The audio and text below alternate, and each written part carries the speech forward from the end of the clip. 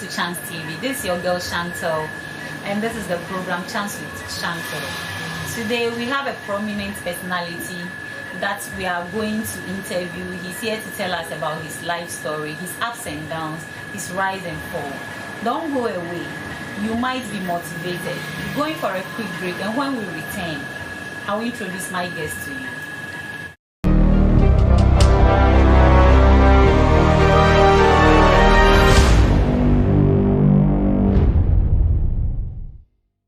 Welcome back. Today I'm at Lodi Clothing and we are with Mr. Francis Tachigameli at Teshinungwa Estate. Mr. Francis, you are welcome.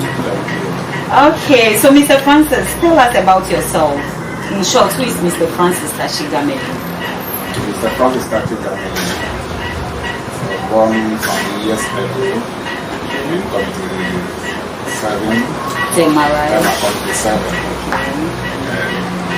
I was school in Accra for some time and went back to my village. What's your village? Abatetoji is under North Town. Abatetoji. Yeah. But it sounds like an away. Yeah, I'm an airway. You are an away. I'm an airway, yeah, Abatetoji. Like the Abatetoji, where exactly is it located? It's under Umfregan District. Okay. North Town. North Town. Shortly, I come from North Bank. I was born in 1975 to Mr. Timothy Tachi. There's no more. My mother is alive. My mother is still in Abati.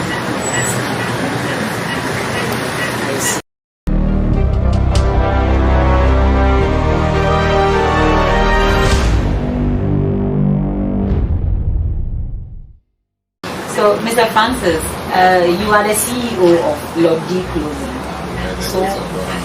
Okay. So, what have been your biggest factor of becoming a fashion designer? What motivated you? Okay. I would say, in short, I've not planned to become a fashion designer. I want to go far in education, but I happen to know father at early stage of life. Even before then, my father and my mother separated. How old were you before this? Separated. I was young. I was very, very young. Then back in the village, I struggled for some time to even finish school. Back to Accra. And then just imagine being with your father by the stepmother. Okay. Nothing really was going on. So, meaning your father married another? My father married another. So, you were staying with your stepmother. And by then, where was your mother? My mother was in the village. Okay. Then, I really want to further my education, but there was no help from anywhere. So, I happened to find myself in a church called Global Evangelism. Global Evangelism. I was so proud to the Lord, doing all I can do for the body of Christ and the church I found myself. So we got to a time and they said, after working for the Lord, you have to work at least to get a daily bread. So one thing led to another, and the church has to help me to sponsor me to go to apprenticeship. So it was the sponsorship of the church that made you enter into fashion. When they were trying to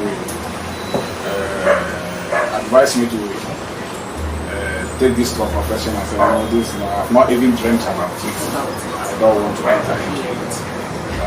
One or two people who were fathers and mothers in the Lord encouraged me.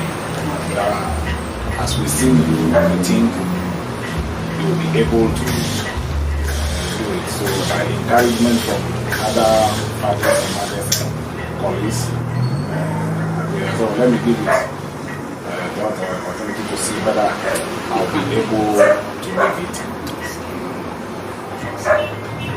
So along the line, is there mistakes that you've made in life that you wish you never did? And if you were given another chance, a second chance, if I may say, what would you have done about it? For every human being, that's a mistake. Maybe, okay, you lost your father, that's why your education couldn't move forward. No, I didn't lose my education.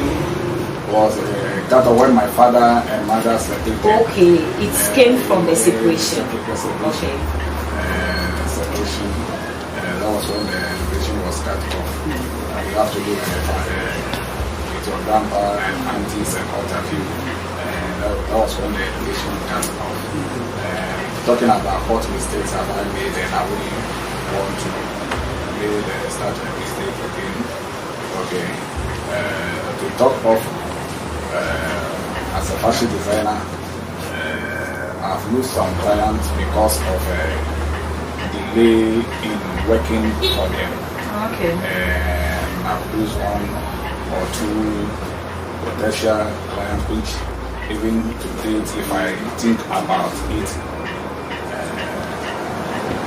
if I'm given another chance to work for the same people again, I'll hold them with care, and I wouldn't what exactly brought the delay for you to lose such clients?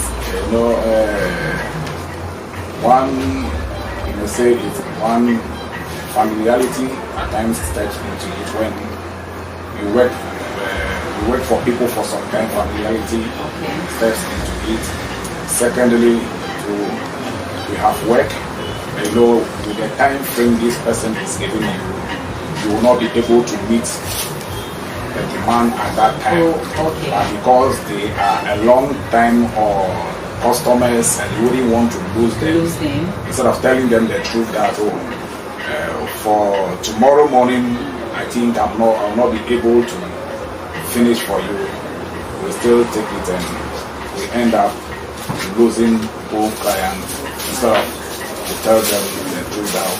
Please, I think give me 2 days or 3 days. I hope you are enjoying the show. We go for a quick break, and when we return, Mr. Tashi have more to tell us.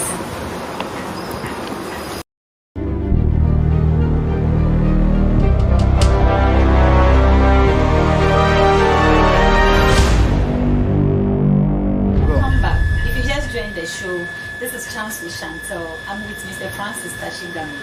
He's the CEO of Lodi Clothing, located at Teshin in Raleigh. So, Mr. Francis, do you have any life experience you want to share to motivate or inspire someone out there? Maybe the person is trying to lose weight, giving up, but through this, the person might get encouraged. Do you have any? A lot.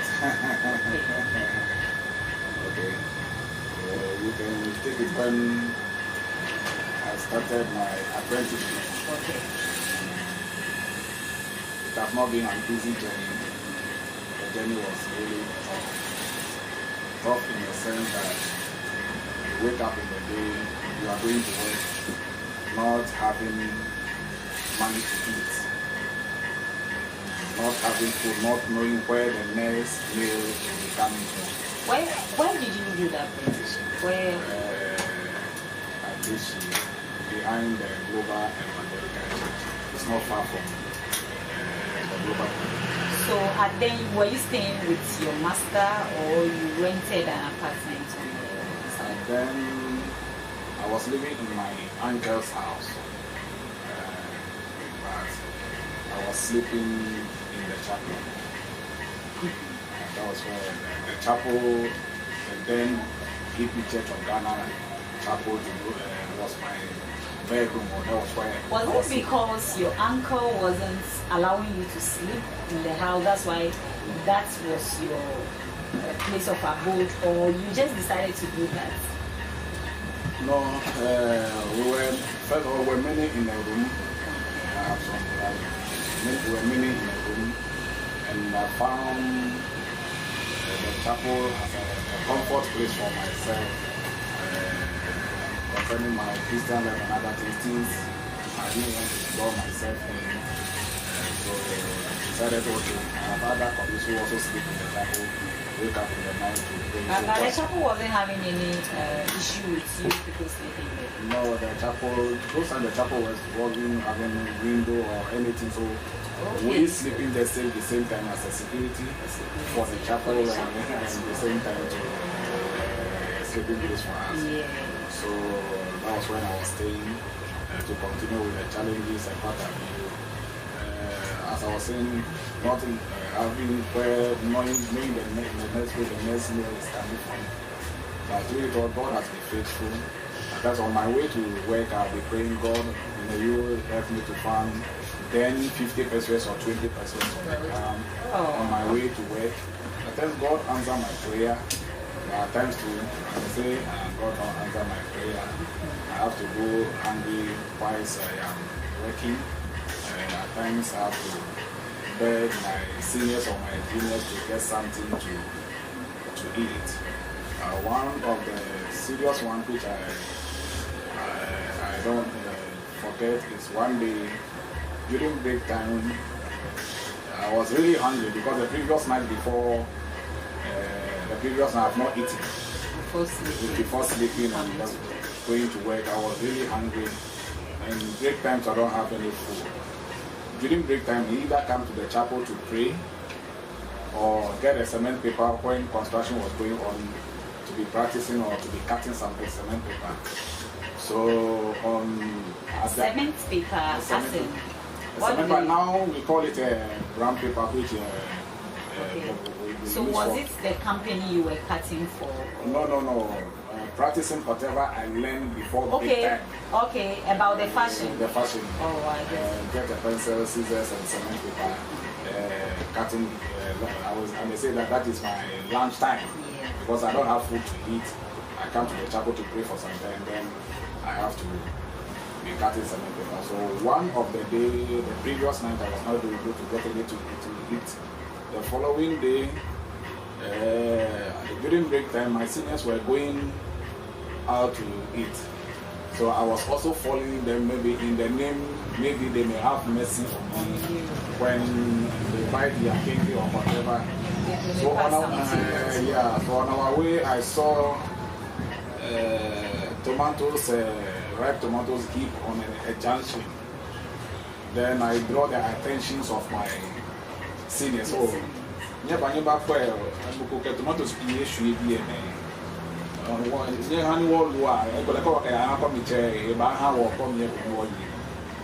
so then they said, money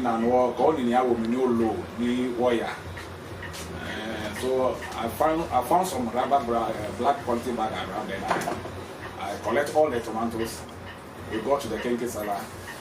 She also took the tomatoes and give us some kenke. Was it like a car was passing and it fell out? Was it a best tomato? Hold on, I'll get there. Okay. So we give the tomatoes to the kenke seller. She give us some cake and pepper and some fried fish. We ate and I was really cool. Went back to work. Then the following day, the same story, I wasn't having any food. So they were going out again to eat. Then I also followed them. When we got to the junction, we saw at the same spot a tomatoes heap again. Then I said, oh, when I went more, if you are working, more in your lonely work here. But whilst I draw closer to the tomatoes, I could see some red oils around it, saw some coins and other things. Okay. Then I said, Jesus. Then I look at heaven, I said, God, thank you for saving my life. Because I come from Volta region. And I know where such a thing is made at a spot or a junction. Yes. It's not something. It's fetish. It's fetish. Yes, it's fetish. So I know what happened to people when they dip their hand in such things. But God have been merciful to me. Nothing happens to me. So meaning the previous day it was such thing. Oh, okay. And that was one of the greatest experience you had in life. Then I have the second one is I have this woman who who is still alive date has a name for me. Okay. Small beans, plenty water of the beans, and plenty garlic. Because I wasn't having money to buy the beans. When she see me coming from afar, she know what exactly I am coming for. You are coming for. She gave me plenty of the beans water, maybe a spoon of the beans, added more garlic to it. Then I am good to go for the day. I've really went through a lot. I may say that it takes God for me to get to where I am now. It's a task you have been through a lot. Yeah. So how many apprentices do you have now? At the moment I have 15 apprentices now. 15 apprentices. Just last month, 6 months I graduated. 5 of them, they all went to MBTI. They all got distinction every time. But I've graduated a lot. Some are working around, some are working outside the country, some have their shops outside the country. I love fashion. Maybe I'll also be joining this. I love fashion so much. You are welcome. So how long have you been in this? I went through an apprenticeship in 2017. And I took roughly 2.5 to 3 years, and my master said it's good to go, so I think you'll be able to make it. So after graduating the year 2000, I need to go back to my master because he said the jacket, the suiting is a profession on its own. So you need to go and look for money to come and pay and learn how to sew the suit. So I have to go and work with hand machine for some time to raise about 200 Ghana cedi. And the year after that time it was big the year 2000. And you can imagine when my way going to pay the money, I met one of my seniors who had graduated. Okay. He asked me, what are you still doing with your boss, Papa Kofi? And I said, oh, I want to know how to sew suits.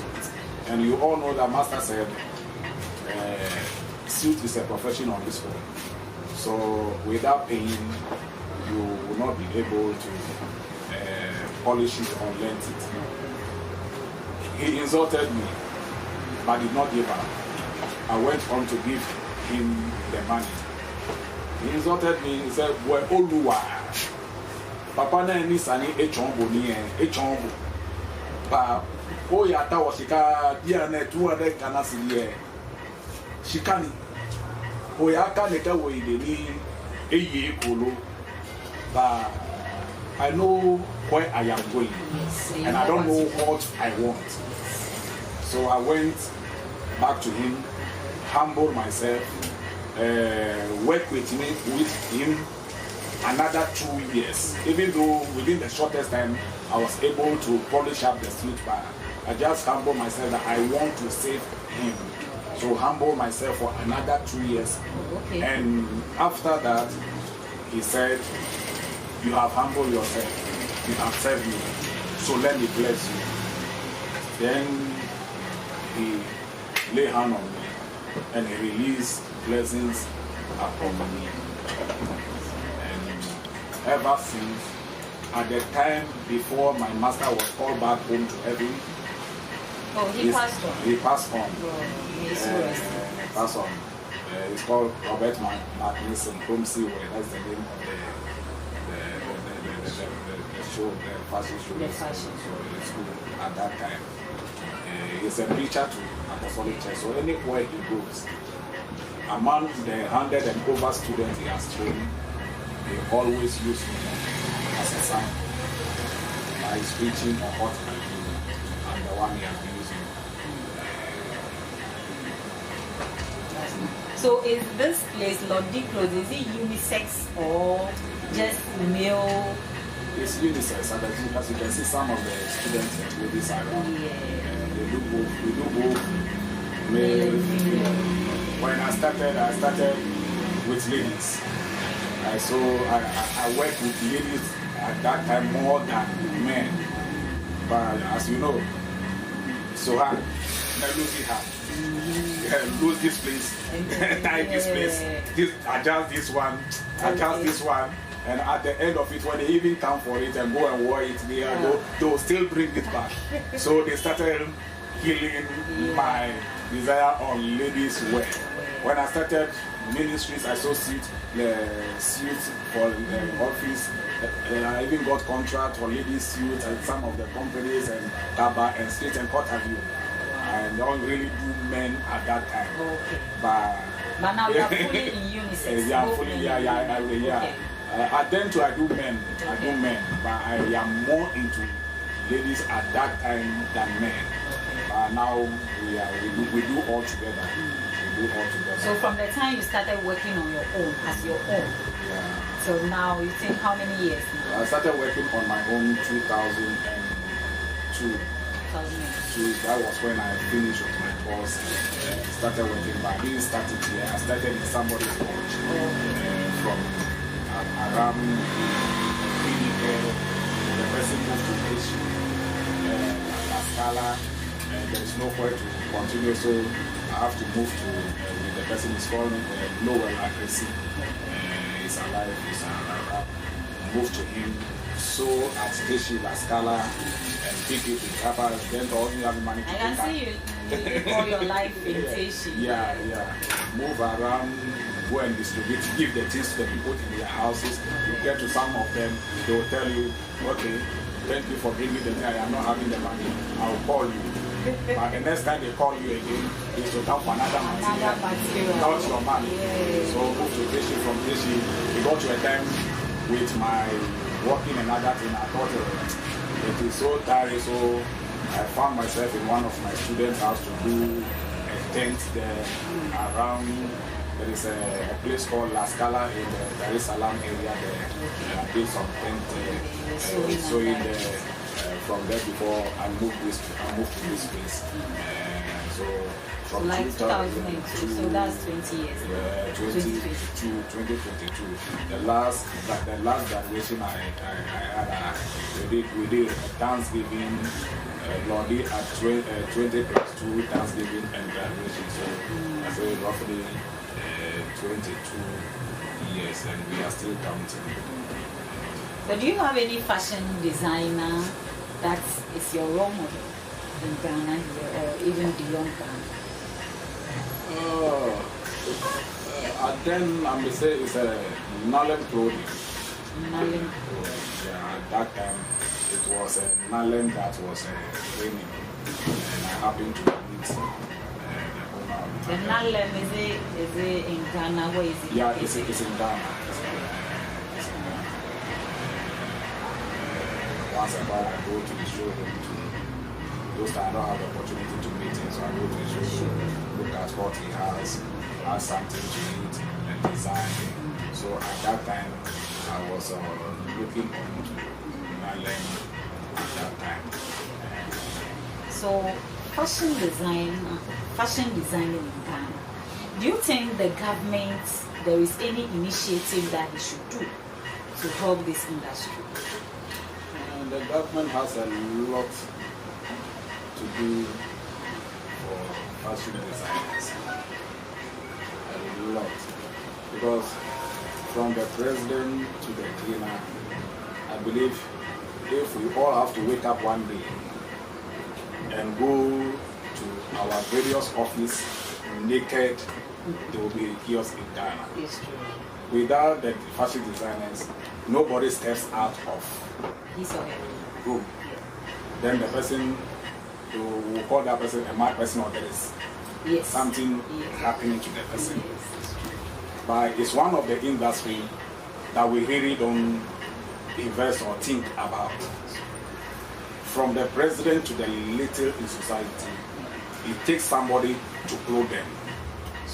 Their certificate or their big cars doesn't clothe them. It takes the layman who you can't be naked in 10 times. Yeah, layman by the roadside or whoever to to clothe them. Even if they import their suit and whatever from outside the Ghana, it's still a fashion designer. But we have been forgotten. Our machines are very expensive. Even the ones that the government said they have subsidized it. We have middlemen who you have to go to. Some years ago, I heard of it and I tried to go and purchase one or two. They said we are not selling it cash. You have to pay and you have to pay weekly. And when I calculated the weekly payment for 3 months, it's almost ×2 of selling of that machine in town. So we really need the government to help us. Talking about electricity, they can subsidize it for us just as they do for other people. There are so many things they can do to help us. To also, I just said I have roughly about 15 people. Yes. Some of them are here. I'm not taking a peso from them. I'm just going for teaching them free. Some of them don't have people to give them job money. So either I look for other small work for them. Some of them maybe working hours have to go and do something. The days I have money, I give to them, or we cook and eat. So there is a lot the government has to do. They shouldn't just be in their cars and pass by hand. They should at least step down and encourage us and look at what is happening around. Not only fashion designers, those who are using their hand to work hard. Look around, walk around. They should not just pass by us, because it takes us for the country to move to the next level that we are looking for. So, do you still want to give up? Do you still want to give up, Mr. Francis, that you have been through a lot? Mr. Francis, you must give your number out. And are you on any social media handles or platform, so that anybody that is watching this might need your contact to get in touch with you? So you give us your contact and any social media handles that we can reach you. Okay. My contact is 0244 876714. I'm located at First Junction, Plaza Road. There is a junction called Estate Junction. But if you want to follow the map, it's called Coffee Street. Coffee Street, the junction there. I'm on Instagram, Lordy Clothing. Yeah, Facebook to Lordy Clothing. Thank you so much. We are grateful for having you on the show. Keep watching Chance TV. It might be your turn to have a chance with Chantel. Lovelies, I'll see you same time next week. Bye.